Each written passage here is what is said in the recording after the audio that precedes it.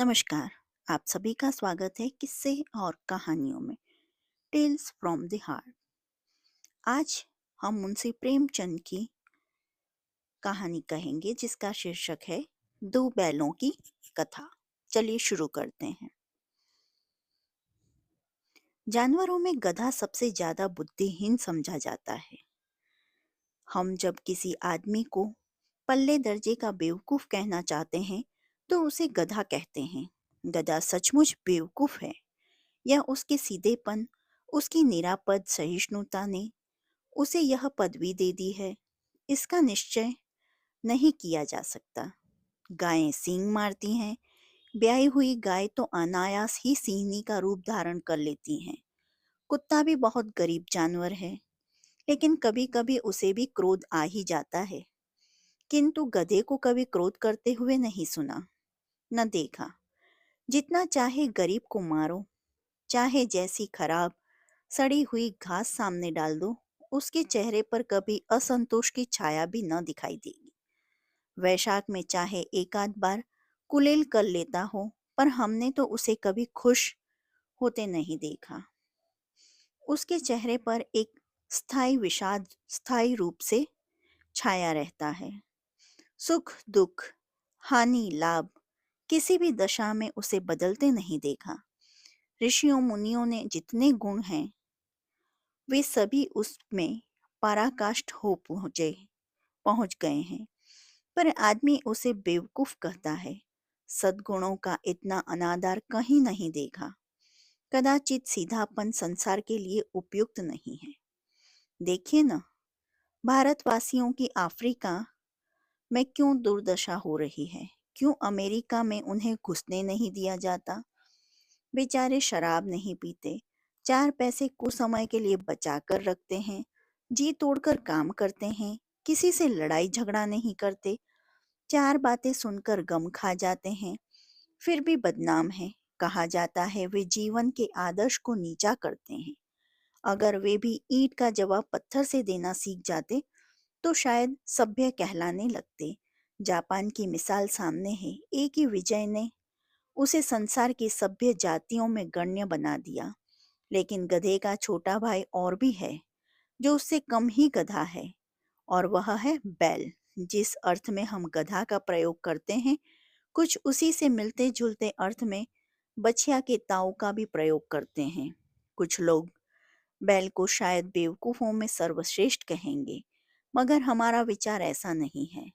बैल कभी कभी मारता भी है, कभी कभी अड़ियल बैल भी देखने में आता है, और भी कई रीतियों से अपना असंतोष प्रकट कर देता है। अतएव उसका स्थान गधे से नीचा है। झूरी काछी के दोनों बैलों के नाम थे, हीरा और मोती। दोनों पछाई जाति के थे, देखने में सुंदर, काम में चौकस, डील में ऊंचे। बहुत दिनों से साथ रहते रहते दोनों में भाईचारा हो गया था। दोनों आमने सामने या आसपास बैठे हुए एक दूसरे से मुख भाषा में विचार विनिमय करते थे। एक दूसरे के मन की बात कैसे समझ जाते थे, हम नहीं कह सकते। अवश्य ही उनमें कोई ऐसी गुप्त शक्ति थी जिससे जीवों में श्रेष्ठता का दावा करने वाला मनुष्य वंचित है। दोनों एक दूसरे को चाटकर और सूंघकर अपना प्रेम प्रकट करते। कभी कभी दोनों सींग भी मिला लिया करते थे, विग्रह के नाते से नहीं, केवल विनोद के भाव से, आत्मीयता के भाव से। जैसे दोस्तों में घनिष्ठता होती है, धौल धप्पा होने लगता है। इसके बिना दोस्ती कुछ फुसफुसी सी, कुछ हल्की सी रहती है, जिस पर ज्यादा विश्वास नहीं किया जा सकता। जिस वक्त ये दोनों बैल हल या गाड़ी में जोत दिए जाते और गर्दन हिला हिला कर चलते, उस वक्त हर एक यही चेष्टा होती थी कि ज्यादा से ज्यादा बोझ मेरी ही गर्दन पर रहे। दिन भर के बाद दोपहर या संध्या को दोनों खुलते तो एक दूसरे को चाट चूट कर अपनी थकान मिटा लेते। नान की खाली भूसा पड़ जाने के बाद दोनों साथ उठते, साथ नान में मुंह डालते और साथ ही बैठते थे। एक मुंह हटा लेता तो दूसरा भी हटा लेता था। संयोग की बात है, जूरी ने एक बार गोई को ससुराल भेज दिया। बैलों को क्या मालूम था वे क्यों भेजे जा रहे हैं। समझे मालिक ने हमें बेच दिया। अपना यूं बेचा जाना उन्हें अच्छा लगा या बुरा कौन जाने, पर जूरी के साले गया को घर तक गोई ले जाने में दांतों पसीना आ गया। पीछे से हाँकता तो दोनों दाएं बाएं भागते, पगैया पकड़कर आगे से खींचता तो दोनों पीछे क्यों जोर लगाते, मारता तो दोनों सींग के नीचे नीचे करके हुंकरते। अगर ईश्वर ने उन्हें वाणी दी होती तो जूरी से पूछते, तुम हम गरीबों को क्यों निकाल रहे हो? हमने तो तुम्हारी सेवा करने में कोई कसर नहीं छोड़ी। अगर इतनी मेहनत से काम न चलता था और काम ले लेते, हमें तो तुम्हारी चाकरी में मर जाना कबूल था। हमने कभी दाने चारे की शिकायत भी नहीं की। तुमने जो कुछ खिलाया वह सिर झुकाकर खा लिया। फिर तुमने हमें इस जालिम के हाथों क्यों बेच दिया? संध्या समय दोनों बैलों ने अपने नए स्थान पर पहुंचे। दिन भर के भूखे थे, लेकिन जब नान में लगाए गए तो एक ने भी उसमें मुंह न डाला। दिल भारी हो रहा था।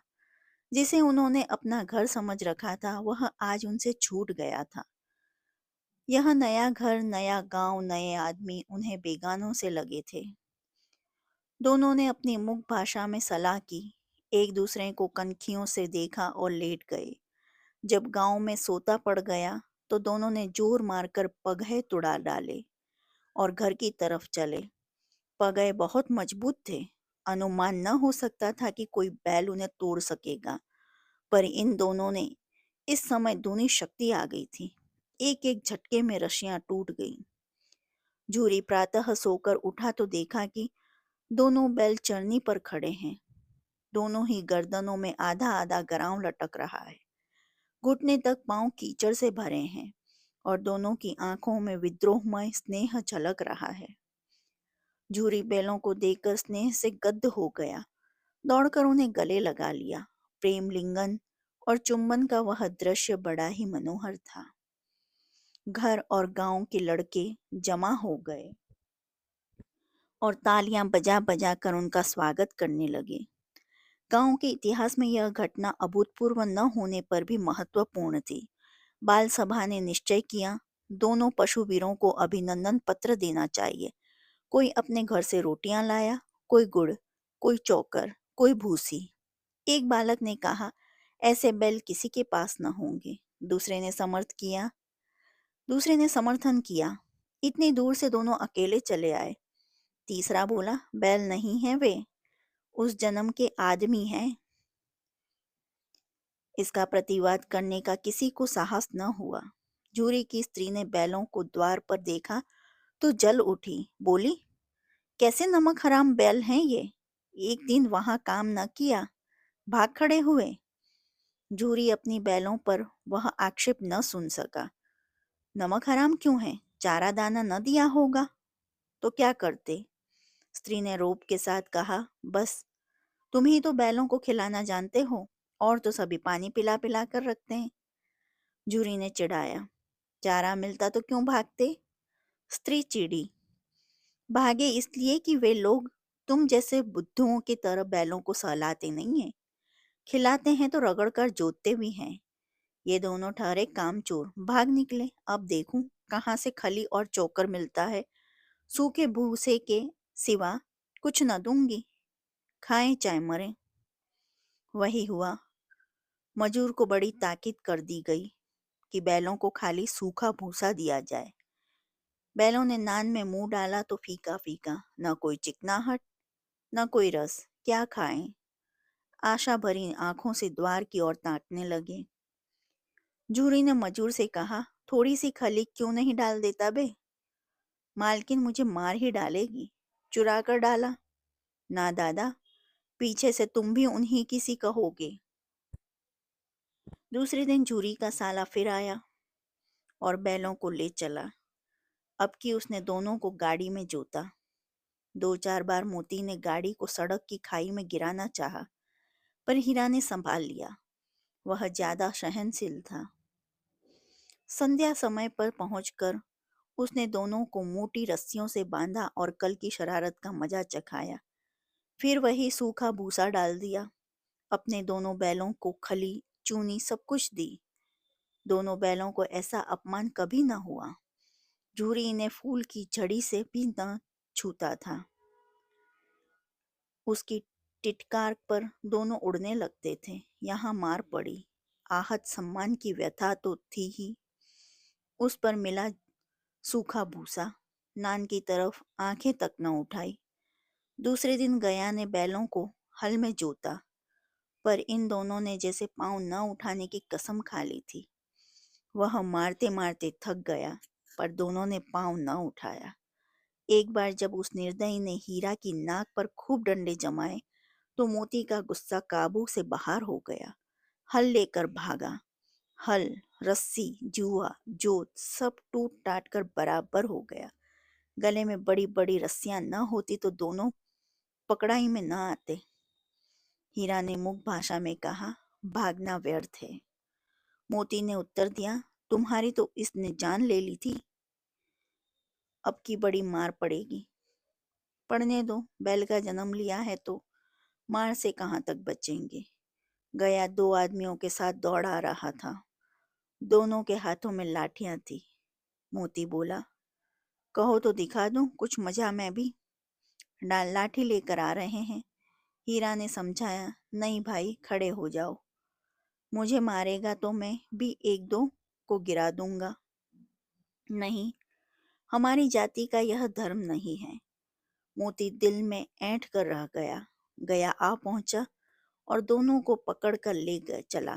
कुशल हुई कि उसने इस वक्त मारपीट न की, नहीं तो मोती भी पलट पड़ता।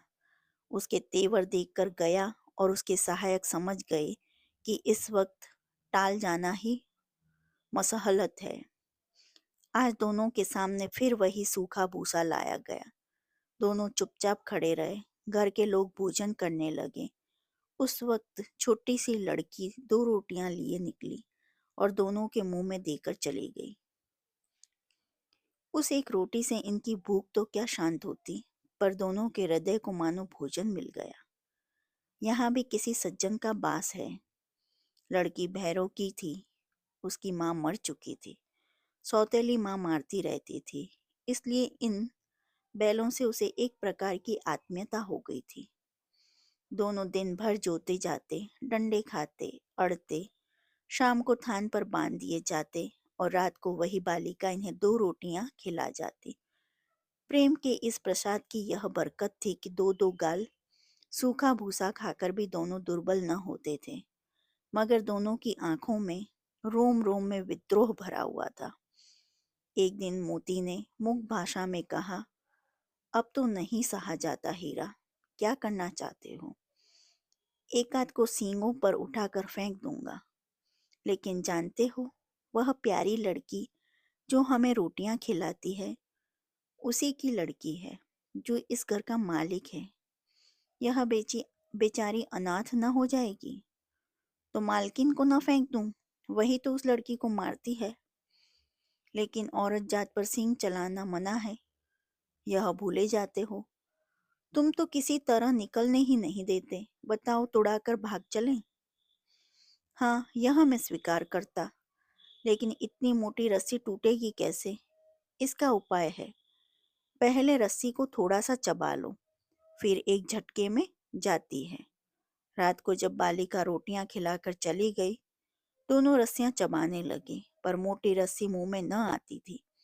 बेचारे बार बार जोर लगाकर रह जाते थे। सहसा घर का द्वार खुला और वही बालिका निकली। दोनों सिर झुकाकर उसका हाथ चाटने लगे। दोनों की पूंछें खड़ी हो गई। उसने उनके माथे सहलाए और बोली, खोले देती हूँ, चुपके से भाग जाओ, नहीं तो यहाँ लोग मार डालेंगे। आज घर में सलाह हो रही है कि इनकी नाकों में नाथ डाल दी जाए। उसने गराव खोल दिया, पर दोनों चुपचाप खड़े रहे। मोती ने अपनी भाषा में पूछा, अब चलते क्यों नहीं? हीरा ने कहा, चले तो, लेकिन कल इस अनाथ पर आफत आएगी। सब इसी पर संदेह करेंगे। सहसा बालिका चिल्लाई, दोनों फूफा वाले बैल भागे जा रहे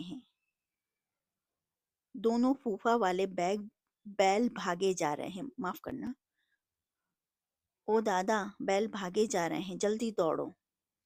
गया हड़बड़ाकर भीतर से निकला और बैलों को पकड़ने चला। वे दोनों भागे। गया ने पीछा किया।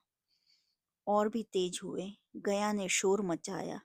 फिर गांव के कुछ आदमियों को भी साथ लेने के लिए लौटा। दोनों मित्रों को भागने का मौका मिल गया। सीधे दौड़ते चले गए। यहाँ तक कि मार्ग का ज्ञान न रहा। जिस परिचित मार्ग से आए थे उसका यहाँ पता नहीं था। नए नए गांव मिलते लगे। तब दोनों एक खेत के किनारे खड़े होकर सोचने लगे, अब क्या करना चाहिए। हीरा ने कहा, मालूम होता है राह भूल गए। तुम ही बेतहाशा भागे। वहीं उसे मार गिराना था। उसे मार गिराते तो दुनिया क्या कहती। वह अपना धर्म छोड़ दें, लेकिन हम अपना धर्म क्यों छोड़ें। दोनों भूख से व्याकुल हो रहे थे। खेत में मटर खड़ी थी, चरने लगे। रह रह कर आहट ले लेते थी कि कोई आ तो नहीं रहा। जब पेट भर गया, दोनों ने आजादी का अनुभव किया तो मस्त होकर उछलने कूदने लगे। पहले दोनों ने डकार फिर सींग मिलाए और एक दूसरे को ठेलने लगे। मोती ने हीरा को कई कदम हटा दिया, यहाँ तक कि वह खाई में गिर गया। तब उसे भी क्रोध आया, संभल कर उठा और फिर मोती से भिड़ गया।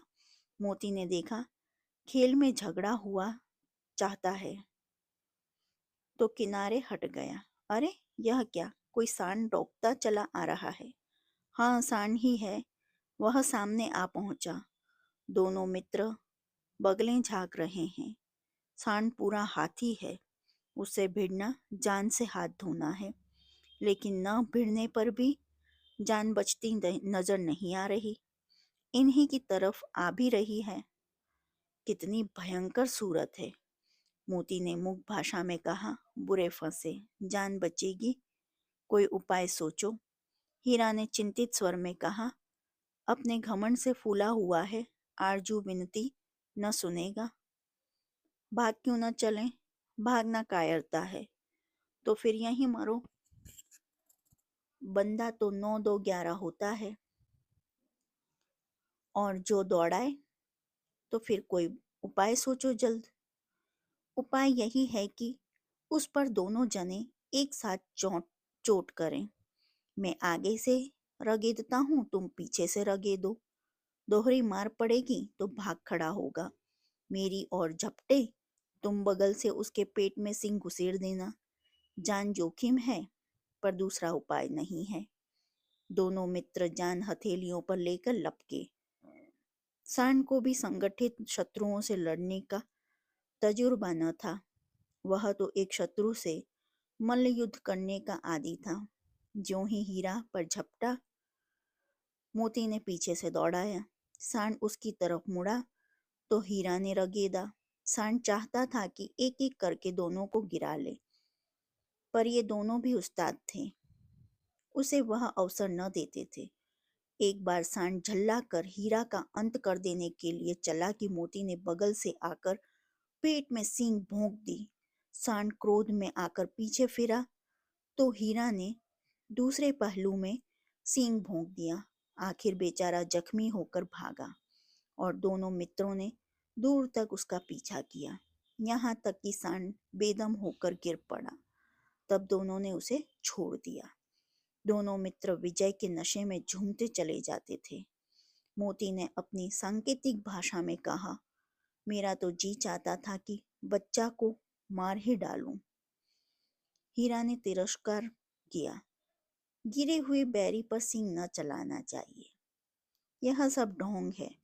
बैरी को ऐसा मारना चाहिए कि फिर न उठे। अब घर कैसे पहुंचेंगे वह सोचो। पहले कुछ खा लें तो सोचें। सामने मटर का खेत था ही। मोती उसमें घुस गया। हीरा मना करता रहा पर उसने एक न सुनी। अभी 2 4 ग्रास खाए ही थे कि 2 आदमी लाठियां लिए दौड़ पड़े और दोनों मित्रों को घेर लिया। हीरा तो मेड़ पर था, निकल गया। मोती सींचे हुए खेत में था, उसके खुर कीचड़ में धंसने लगे, न भाग सका, पकड़ लिया। हीरा ने देखा संगी संकट में है तो लौट पड़ा, फंसेंगे तो दोनों फंसेंगे। रखवालों ने उसे भी पकड़ लिया। प्रातःकाल दोनों मित्र कांजी हाउस में बंद कर दिए गए।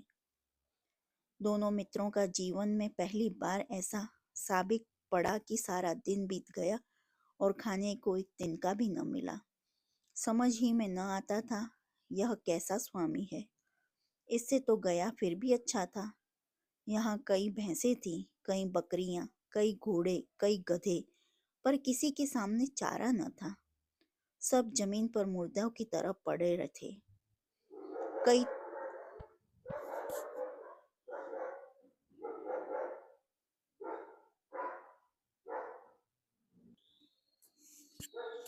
कई तो इतने कमजोर हो गए थे कि खड़े भी ना हो सकते थे। सारा दिन दोनों मित्र फाटक की ओर टकटकी लगाए ताकते रहे, पर कोई चारा लेकर आता न दिखाई दिया। तब दोनों ने दीवार की नमकीन मिट्टी चाटनी शुरू की, पर इससे क्या तृप्ति होती। रात को भी जब कुछ भोजन न मिला तो हीरा का दिल में विद्रोह की ज्वाला दहक उठी। मोती से बोला, अब तो नहीं रहा जाता मोती। मोती ने सिर लटकाए हुए जवाब दिया, मुझे तो मालूम होता है प्राण निकल रहे हैं। इतनी जल्दी हिम्मत न हारो भाई, यहाँ से भागने का कोई उपाय निकालना चाहिए। आओ दीवार तोड़ डालें। मुझसे तो अब कुछ नहीं होगा। बस इसी बूते पर अकड़ते थे, सारी अकड़ निकल गई। बाड़े की दीवार कच्ची थी, हीरा मजबूत तो था ही। अपने नुकीले सींग दीवार में गड़ा दिए और जोर मारा तो मिट्टी का एक चीपड़ निकल आया। फिर तो उसका साहस बढ़ा। इसने दौड़ दौड़ कर दीवार पर चोटें की और हर चोट में थोड़ी थोड़ी मिट्टी गिराने लगा। उसी समय कांजी हाउस का चौकीदार लालटेन लेकर जानवरों की हाजिरी लेने निकला। हीरा का ऊंचापन देखकर उसने उसे कई डंडे रसीद दिए और मोटी सी रस्सी से बांध दिया। मोती ने पड़े पड़े कहा, आखिर मार खाई क्या मिला, अपने बूते भर जोर तो मार लिया। ऐसा जोर मारना किस काम का कि और बंधन में पड़ गए। जोर तो मारता ही जाऊंगा, चाहे कितने ही बंधन पड़ते जाएं, जान से हाथ धोना पड़ेगा। कुछ परवाह नहीं, यूं भी मरना ही है। सोचो, दीवार खुद जाती तो कितनी जानें बच जाती। इतने भाई यहाँ बंद हैं, किसी के देह में जान नहीं है। 2-4 दिन और यही हाल रहा तो सब मर जाएंगे। हाँ, यह बात तो है। अच्छा तो ला, फिर मैं भी जोर लगाता हूँ। मोती ने भी दीवार में उसी जगह सींग मारा। थोड़ी सी मिट्टी गिरी तो हिम्मत और बढ़ी। फिर भी वह दीवार में सींग लगाकर इस तरह जोर करने लगा मानो किसी प्रतिद्वंदी से लड़ रहा है। आखिर कोई 2 घंटे की जोर आजमाई के बाद दीवार ऊपर से लगभग एक हाथ गिर गई।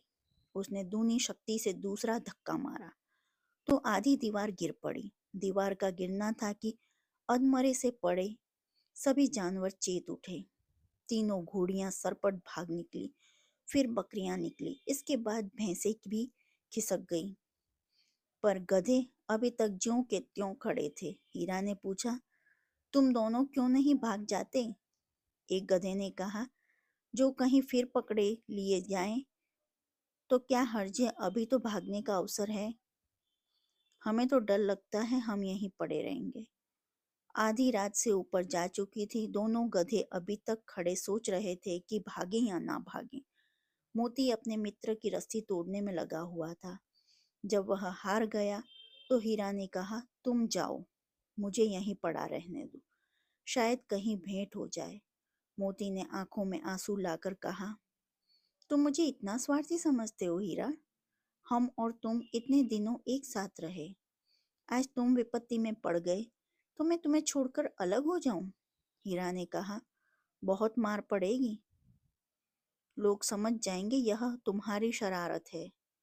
मोती गर्व से बोला, जिस अपराध के लिए तुम्हारे गले में बंधन पड़ा, उसके लिए अगर मुझ पर मार पड़े तो क्या चिंता। इतना तो हो ही गया कि 9-10 प्राणियों की जान बच गई। वे सब तो आशीर्वाद देंगे। यह कहते हुए मोती ने दोनों गधों को सींगों से मार मार कर बाड़े के बाहर निकाला और तब अपने बंधु के पास आकर सो रहा। भोर होते ही मुंशी और चौकीदार तथा अन्य कर्मचारियों में कैसी खलबली मची, इसके लिखने की जरूरत नहीं। बस इतना ही काफी है कि मोती की खूब मरम्मत हुई और उसे भी मोटी रस्सी से बांध दिया। 1 सप्ताह तक दोनों मित्र बंधे पड़े रहे। किसी ने चारे को एक तृण भी न डाला। हाँ, एक बार पानी दिखा दिया जाता था, यही उनका आधार था। दोनों इतने दुर्बल हो गए थे कि उठा तक न जाता। ठठरियां निकल आई थीं। एक दिन बाड़े के सामने डुग्गी बजने लगी और दोपहर होते होते वहां 50-60 आदमी जमा हो गए। तब दोनों मित्र निकाले गए और उनकी देखभाल होने लगी। लोग आ आकर उनकी सूरतें देखते और मन फीका करके चले जाते। ऐसे मृतक बैलों का कौन खरीदार होता। सहसा एक दढ़ियल आदमी, जिसकी आंखें लाल थी और मुद्रा अत्यंत कठोर, आया और दोनों मित्रों के कूल्हे में उंगली गोदकर मुंशी जी से बातें करने लगा। उसका चेहरा देखकर अंतजान से दोनों मित्रों के दिल कांप उठे। वह कौन है और उन्हें क्यों टटोल रहा है, इस विषय में उन्हें कोई संदेह न हुआ। दोनों ने एक दूसरे को भीत नेत्रों से देखा और सिर झुका लिया। हीरा ने कहा, गया के घर से नाहक भागे, अब जान न बचेगी। मोती ने अश्रद्धा के भाव से उत्तर दिया, कहते हैं भगवान सबके ऊपर दया करते हैं, उन्हें हमारे ऊपर क्यों दया नहीं आती। भगवान के लिए हमारा मरना जीना दोनों बराबर है। चलो अच्छा ही है, कुछ दिन उसके पास तो रहेंगे। एक बार भगवान ने उस लड़की के रूप में हमें बचाया था, क्या अब न बचाएगा। यह आदमी छुरी चलाएगा, देख लेना। तो क्या चिंता है, मांस खाल सींग हड्डी सब किसी न किसी के काम में आ जाएगी। नीलाम हो जाने के बाद दोनों मित्र उस दड़ियल के साथ चले। दोनों की बोटी बोटी कांप रही थी। बेचारे पांव तक न उठा सकते थे, पर भय के मारे गिरते पड़ते भागे जाते थे, क्योंकि वह जरा भी चाल धीमी हो जाने पर जोर से डंडा जमा देता था। राह में गाय बैलों का रेवड़ हरे हरे हार में चढ़ता नजर आया। सभी जानवर प्रसन्न थे। चिकने चपल कोई उछलता था, कोई आनंद से बैठा पागुर करता था। कितना सुखी जीवन था इनका, पर कितने स्वार्थी हैं सब। किसी को चिंता नहीं कि उसके 2 भाई बधिक के हाथ पड़े कैसे दुखी हैं। सहसा दोनों को ऐसा मालूम हुआ कि यह परिचित राह है। हाँ, इसी रास्ते से गया उन्हें ले गया था। वही खेत, वही बाग, वही गांव मिलने लगे। प्रतिक्षण उनकी चाल तेज होने लगी। सारी थकान, सारी दुर्बलता गायब हो गई। आह, यह लो, अपना ही हार आ गया। इसी कुएं पर हम पुर चलाने आया करते थे। यही कुआं है, मोती ने कहा। हमारा घर नगीच आ गया। हीरा बोला, भगवान की दया है। मैं तो अब घर भागता हूँ। यह जाने देगा, इसे मार गिरता हूँ। नहीं नहीं, दौड़कर थान पर चलो, वहां से हम आगे न जाएंगे। दोनों उन्मत्त होकर बछड़ों की भांति कुलेले करते हुए घर की ओर दौड़े। वहां हमारा थान है। दोनों दौड़कर अपने थान पर आए और खड़े हो गए। दड़ियल भी पीछे पीछे दौड़ा चला आता था। झूरी द्वार पर बैठा धूप खा रहा था। बैलों को देखते ही दौड़ा और उन्हें बारी बारी से गले लगाने लगा। मित्रों की आंखों में आनंद के आंसू बहने लगे। एक झूरी का हाथ चाट रहा था। दड़ियल ने जाकर बैलों की रस्सियां पकड़ ली। झूरी ने कहा, मेरे बैल हैं, तुम्हारे बैल कैसे हैं? मैं मवेशी खाने से नीलाम लिए आता हूँ। मैं तो समझता हूँ चुराए लिए आते हो। चुपके से चले जाओ। मेरे बैल हैं, मैं बेचूंगा तो बिकेंगे। किसी को मेरे बैल नीलाम करने का क्या अख्तियार है? जाकर थाने में रपट कर दूंगा। मेरे बैल हैं, इसका सबूत यह है कि मेरे द्वार पर खड़े हैं। दड़ियल झल्लाकर बैलों को जबरदस्ती पकड़ ले जाने के लिए बढ़ा। उसी वक्त मोती ने सींग चलाया। दड़ियल पीछे हटा। मोती ने पीछा किया। दड़ियल भागा। मोती पीछे दौड़ा। गांव के बाहर निकल जाने पर वह रुका, पर खड़ा दड़ियल का रास्ता देख रहा था। दड़ियल दूर खड़ा धमकियां दे रहा था, गालियां निकाल रहा था, पत्थर फेंक रहा था, और मोती विजयी शूर की भांति उसका रास्ता रोके खड़ा था। गांव के लोग यह तमाशा देखते थे और हंसते थे। जब दड़ियल हार कर चला गया तो मोती अकड़ता हुआ लौटा। हीरा ने कहा, मैं डर रहा था कि कहीं तुम गुस्से में आकर मार न बैठो।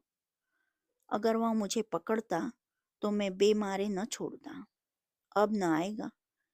आएगा तो दूर ही से खबर लूंगा, देखूं कैसे ले जाता है। जो गोली मरवा दे। मर जाऊंगा पर उसके काम तो ना आऊंगा। हमारी जान को कोई जान नहीं समझता, इसीलिए हम इतने सीधे हैं। जरा देर में नांदों में खाली खली, भूसा, चौकर और दाना भर में दिया गया और दोनों मित्र खाने लगे। जूरी खड़ा दोनों को सहला रहा था। 20 लड़के तमाशा देख रहे थे। सारे गांव में उछाह सा मालूम होता था। उसी समय मालकिन ने आकर दोनों के माथे चूम लिए। जो आपको मुंशी प्रेमचंद की ये कहानी पसंद आई हो तो please like, share and subscribe करें। देखने के लिए धन्यवाद। जय हिंद, जय भारत।